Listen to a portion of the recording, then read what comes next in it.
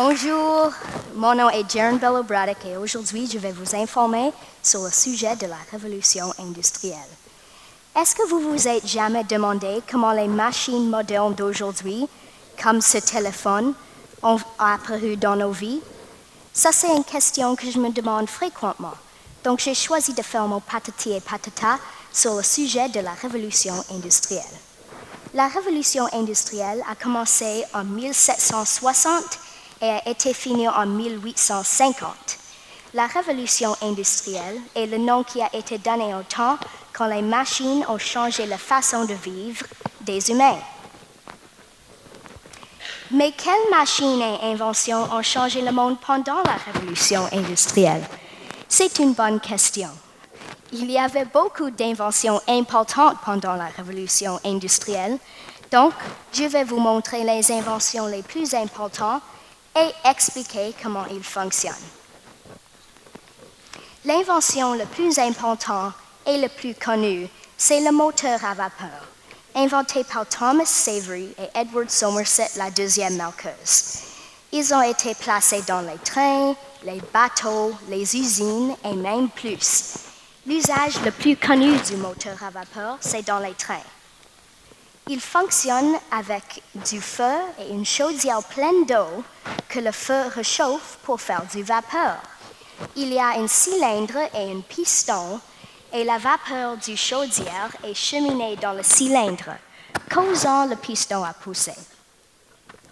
Le bateau à vapeur, inventé par John Fitch, a révolutionné le transport sur l'eau.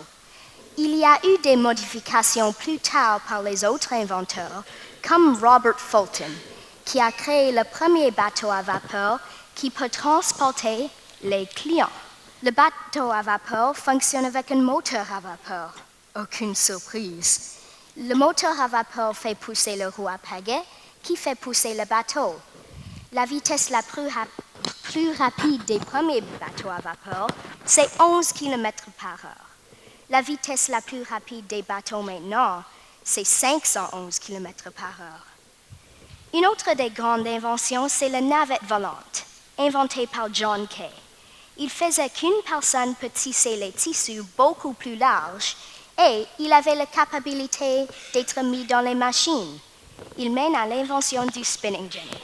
Ça, c'est un télégraphe, inventé par Samuel Morse.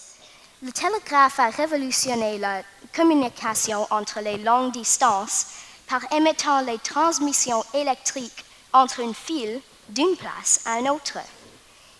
Cette petite pièce de technologie a mené à l'invention du téléphone moderne. La seule façon de parler sur le télégraphe, c'est avec le code Morse. Le code Morse est une langue où les lignes et les points sont traduits en les lettres. Le code Morse est maintenant une langue connue, mais difficile d'apprendre. J'ai de l'expérience.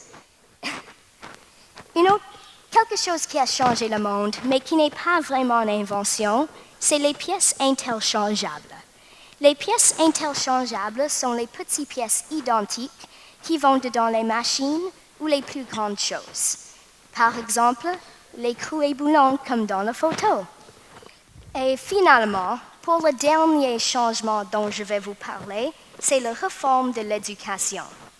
L'industrialisation a changé le monde des machines, donc il voulait que tous les humains puissent changer pour travailler avec ces nouvelles machines. Donc, on a l'école.